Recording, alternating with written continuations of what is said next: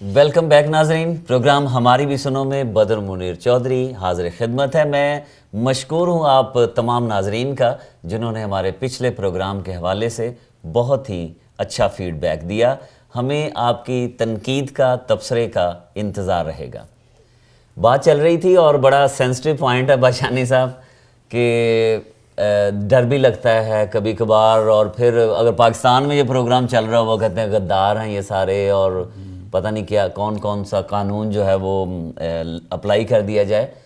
آپ سمجھتے اگر آپ وہاں پر ہوتے، وہ الطاف حسین صاحب تو کہتے ہیں کہ اگر میں وہاں پر ہوتا میں اپوز کر دیتا، آپ سمجھتے ہیں اس وقت آپ 60 سال سے زیادہ کی تاریخ پاکستان کی افراتفری کی، کبھی ماشاء اللہ بوٹوں کے نیچے، کبھی جمہوریت جو ہے وہ بھی بوٹوں کے نیچے، اور اس طرح کا فوجی ماشاء اللہ، جمہوری ماشاء اللہ، قتل و غارت، دہشت گردی، پتہ نہیں کیا کیا پاکستان میں۔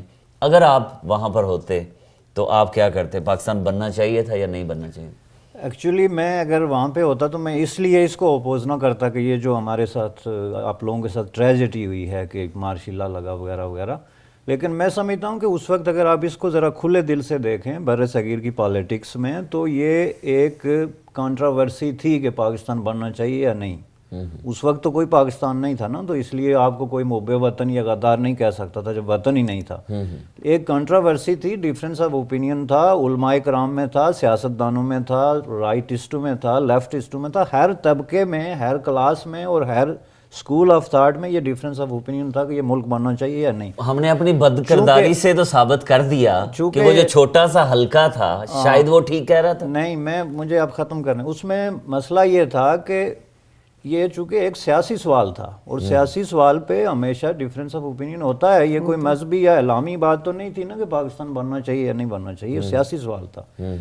اب اس میں جن لوگوں نے اس کو اپوز کیا وہ بھی بہت بڑے بڑے لوگ تھے، ان کے علم پہ، ان کی دانش پہ آپ انگلی نہیں اٹھا سکتے، جیسے مولانا ابو الکلام آزاد ہیں، اس طرح کے ہزاروں لوگ تھے۔ اس طرح کمیونسٹوں نے، کمیونسٹ پارٹی آف انڈیا نے اس کی حمایت کی، لیکن ہزاروں کمیونسٹ ایسے تھے جس نے کہا کہ نہیں یہ ٹھیک نہیں ہے۔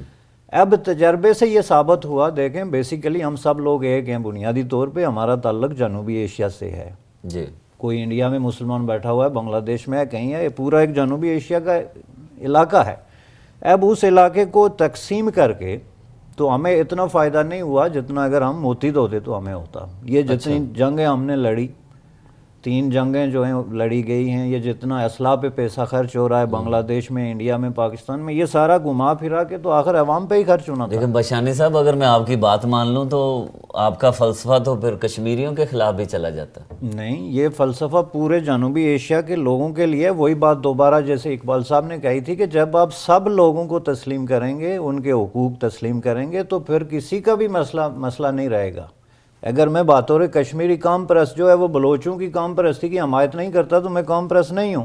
مجھے تو کشمیر چاہیے، پورے کا پورا چاہیے، خود مختار چاہیے، لیکن بلوچوں کو آزادی نہیں ملنی چاہیے۔ جب میں یہ بات کرتا ہوں تو دیٹ از دا پرابلم۔ بشانی صاحب زبان سے زیادہ ہم آگے چلے جائیں، ریاست کے جو 3 ستون ہیں، چوتھے ستون کی، اپنے میڈیا کی میں بات نہیں کر رہا کہ مقننہ، عدلیہ، انتظامیہ، وہی آپس میں نفرت کرتے ہیں، پھر ہم دوسرے لوگوں کو کیسے سمجھا سکتے ہیں جب ریاست کے ستون ہی ہل رہے ہوں؟ اس کی وجہ نشو و نما ہے، جیسے کہ یہ ابھی زرداری صاحب نے ٹی وی پہ کہا نا کہ ان سے احمد میر نے پوچھا کہ یہ کیا پرابلم ہے، تو اس نے کہا ایوالو ہو رہا ہے، یہ جو کانفلکٹ ہے اس سے ہماری پالیٹکس، چونکہ سیاست پاکستان میں سیکھی جا رہی ہے، سیاست کی اجازت ہی پاکستان میں نہیں تھی۔ بشانی صاحب اگر دونوں حضرات لڑ پڑیں یہاں پر، اور جس کا زیادہ چانس نہیں ہے، لیکن زخمی ہو جاتے ہیں اگر ہم لوگ، نشان تو باقی رہتا ہے۔ اگر یہاں پہ اگر آپ میرے اینٹ مار دیں اور پھر میں کہوں کہ میں نے بہت کچھ سیکھ لیا، تو نشان تو باقی رہتا ہے۔ اور ایکس رے میں نشان آ جائے تو وہ کہتے ہیں کہ یہ اس مریض کو ٹی بی ہے جو قابل علاج نہیں ہو سکتی۔ تو میرے خیال میں ہم وہ بات کریں کہ کیا ہم قوم بن سکتے ہیں؟ ٹکڑوں سے ہم ہجوم کی طرف جائیں، پھر ہجوم سے قوم کی طرف جائیں، پاسبلٹی ہے؟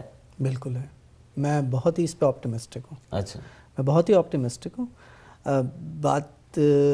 62 سال کا تجربہ اگر ہمیں نہ سکھا سکا قوم بننا تو بہت بڑا المیہ ہوگا۔ سر ایک بازو نہیں ہے، بنگلہ دیش گیا، اس کے بعد مجھے لگ رہا ہے کہ اب فریکچر بھی ہو چکے ہیں, ہزارے کا فریکچر بھی ہے, سرائیکی صوبے کا فریکچر بھی یہاں پہ ہے. آپ تو ہم اس پاکستان کی شکل کیا دیکھنا چاہ رہے ہیں؟ نہیں, یہاں پہ بدر صاحب, میں یہاں پہ بدر بھائی آپ سے یہاں پہ تھوڑا سا میں اختلاف کروں گا. ہزارہ خدا نخواستہ ہم اس کو ملک سے علیحدہ تھوڑی کر رہے ہیں. ملک کی وحدت کے اندر رہتے ہوئے ہزارہ وال یا جنوبی پنجاب کے لوگ یا پاکستان کے کسی بھی خطے کے لوگ اگر اپنے علاقے کو خود مینیج کرنا چاہتے ہیں تو اس میں قباحت کیا ہے؟ بلکہ اس میں یہ اضافہ کروں گا کہ اگر آپ نہیں کرتے تو پھر پاکستان ٹوٹنے کا خطرہ ہے. اچھا چلیے, آپ لوگوں کے حقوق کی نفی کر رہے ہیں. یہاں پہ ایک بات اور بھی کہنا چاہوں گا کہ دیکھیے جو نیشنل آئیڈینٹی ہوتی ہے, جیسے پاکستان نیشنل آئیڈینٹی ہے, یہ اسی وقت پراسپر کرتی ہے جب سب نیشنلٹیز پراسپر کر رہی ہوتی ہیں. اگر آپ نے سب نیشنلٹیز کو آپ نے دبانے کی کوشش کی تو پھر وہ سب نیشنلٹیز ایک سیپریٹ نیشن بن جاتی ہے, جیسا کہ بنگالی بنگلہ دیش بن گیا.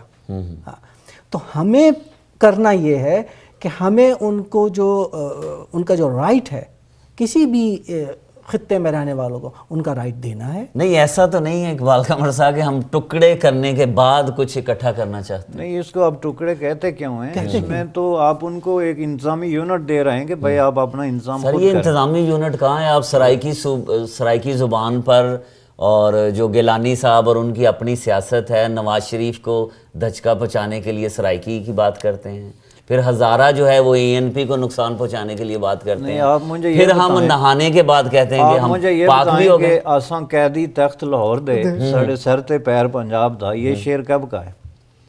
کتنا پرانا ہے؟ سرائیکی ایک ہسٹوریکل پروسیس میں ایک پوری تحریک ہے. ان کا آپ لٹریچر پڑھیں, ان کی آپ کتابیں اٹھا کے دیکھیں, ان کے جلسے جلوس میں جا کے دیکھیں. ان کو وہ صدیوں سے یہ کہہ رہے ہیں کہ ہم ایک ریاست ہیں, ہم ایک قوم ہیں. اچھا, ابھی آپ اگر میں دونوں اصحاب سے, مہمانوں سے یہ سوال کروں کہ پاکستان میں کتنے ایسے سیاستدان ہیں انکلوڈنگ آل پارٹیز جو پاکستان سے بہت زیادہ محبت کرتے ہیں؟ مطلب یہ سوال ہی کیوں آیا ہمارے ذہن میں؟ میں تو یہ کہوں گا یہاں پہ اقبال قمر صاحب, سیاست سے کام شروع ہوتا ہے, سیاست پہ ختم ہو جاتا ہے. دیکھیے, آرمی, ISI, فوج اور دوسرے جو اسٹیبلشمنٹ, جس کو ایک ہی ہم نام دے دیتے ہیں اسٹیبلشمنٹ کا, وہ اس کے بارے میں کہا جاتا ہے جی یہ پنجابی فوج ہے, ٹھیک ہے. اور سندھ والے کہتے ہیں کہ جی ہمیشہ میتیں اور لاشیں جو ہیں وہ پنجاب سے یہاں پر آتی ہیں. آپ لوگوں کی ہسٹری دیکھی جائے تو آپ کہتے ہیں کہ جو ہمیں کچلنے کے لیے جس ریٹائرڈ جرنیل کی ڈیوٹی لگائی گئی وہ سندھی نہیں تھا, وہ اردو سپیکنگ نہیں تھا. جب ہم الزام در الزام کی کہانی شروع کرتے ہیں اور صفحات جو ہیں وہ دیکھنا شروع کرتے ہیں تو وہ تو لگتا ہے کہ جیسے ہم پاکستان سے محبت نہیں کرتے. نہیں, دیکھیے بات سب سے امپورٹنٹ چیز یہ ہے کہ ہمیں جو ہے نا وہ سرٹیفکیٹ بانٹنے کا عمل بند کر دینا چاہیے. یہ جو ہم لوگوں نے سرٹیفکیٹ جو ہم نے لائسنس بانٹنے شروع کر دیے ہیں نا وفاداری کے اور غداری کے, ہمیں یہ بند کر دینا چاہیے.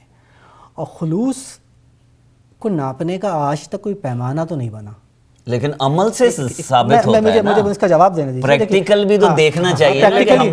کسی ایشو پہ آپ بندے کی اوپینین دیکھ کے اس کو آپ غدار یا محب وطن نہیں کہہ سکتے. لیکن سر یہ تو دیکھیں کہ اس کا عمل کیا ہے, اس نے کیا کیا ہے آج تک. عمل کو بھی یہ دیکھنا چاہیے. اس پہ آپ صحیح ہیں کہ عمل دیکھنا چاہیے کہ اگر پریکٹیکلی ایک بندہ پروو کر رہا ہے کہ اس کی کوئی اس طرح کی حرکات ہیں جس کی وجہ سے وہ غیر محب وطن ہے تو وہ تو لوگ دیکھتے ہیں. لیکن آپ ایک اوپینین, ایک آدمی فوجی اقتدار کے خلاف ہے اور کہتا ہے کہ فوج کو مارشل لا لگانے کا کوئی اختیار نہیں, آپ اس کو بھی غدار کہہ دیں.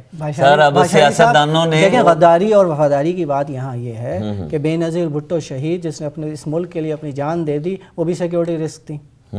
ہاں تو دیکھیے ہم اس پینڈورا باکس کو نہ کھولیں تو بہتر ہے, ہم اس کو نہ کھولیں تو بہتر ہے. ہم پھر یہیں پہ یہ بات کہتے ہیں, MQM الطاف حسین, ہم پھر یہ بات کہتے ہیں کہ دیکھیں ماضی کی غلطیوں سے سبق سیکھیں, لوگوں کو ان کا حق دیں.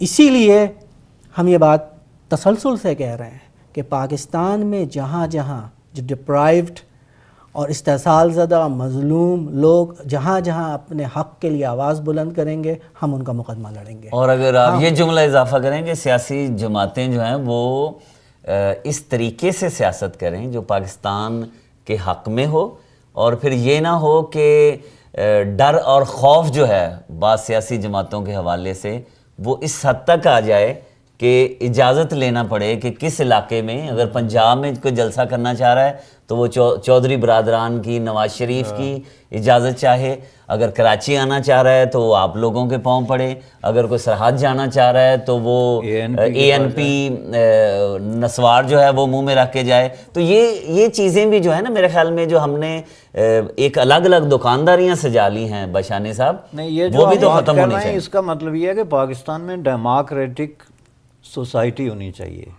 کتنے 60-70 سال ہو گئے ہیں، کتنے اور سال چاہیے. طاقت کے زور پہ، تشدد کے زور پہ اور اس طرح کی گروہ بندی کے زور پہ آپ لوگوں کو چلانا چاہتے ہیں اس طرح سر کتنے سال چاہیے؟ چلیں اقبال قمر صاحب کتنے سال چاہیے بدر بھائی ٹرانسپیرنٹ پالیٹکس کے لیے؟ میری بات سنیے بدر بھائی، قومیں جو ہیں وہ 1 سال 10 سال یا 50 سالوں میں نہیں بنا کرتی ہیں، قوموں کو ایوالو ہونے میں صدیاں چاہیے ہوتی ہیں.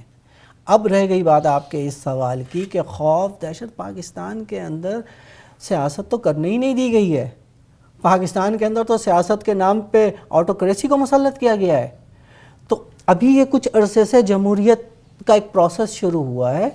آپ دیکھیے اس پروسیس کے نتیجے میں جو لوگوں کو روم مل رہا ہے، ڈسکشن شروع ہو رہی ہے، میڈیا آزاد ہوا ہے، میڈیا کے آزاد ہونے کی وجہ سے لوگوں کو آگہی ملی ہے، ہم بیٹھ کے بات چیت کر رہے ہیں، ایک دوسرے کے اندر ایکسیپٹنس کا لیول بڑھ رہا ہے. اور یہ بات کہہ دینا کہ جی فلاں فلاں کو اجازت نہیں دے رہا ہے، فلاں فلاں کو روک رہا ہے.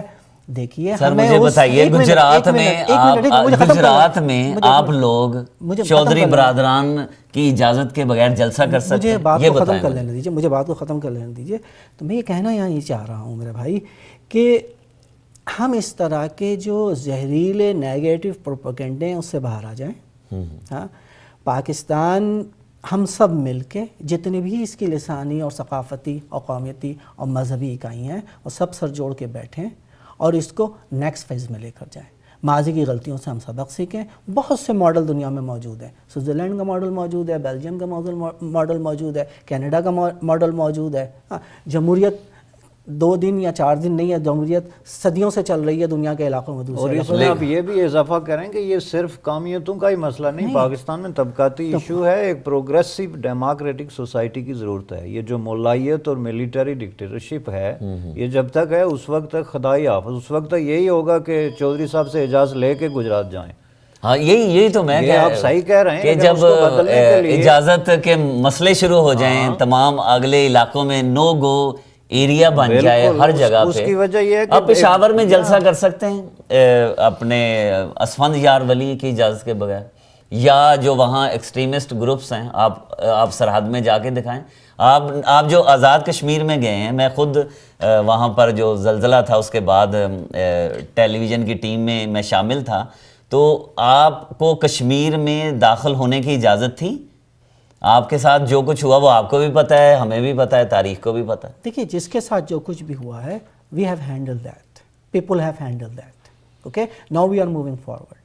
نہیں لیکن ان کی بات صحیح ہے کہ اس کو ختم ہونا چاہیے. ڈیموکریٹک سافٹ پروسیس ہونا چاہیے جس میں جو برداشت کا، میرے خیال میں ہم جو لفظ ہے ٹالرنس جو ہے، رواداری، اس کے جب ہم یہ بات کہہ رہے ہیں کہ we have handle that, it کا مطلب یہ ہے کہ غلط کو غلط کہا گیا، غلط کو غلط سمجھا گیا، اس میں سے سچ کو برآمد کر کے ہم آگے کی طرف بڑھ گئے. اقبال قمر صاحب بات کہاں سے شروع ہوئی تھی کہاں جا نکلی، اور میرے خیال میں پتہ نہیں کوئی سرا ہمارے ہاتھ میں آیا یا نہیں آیا.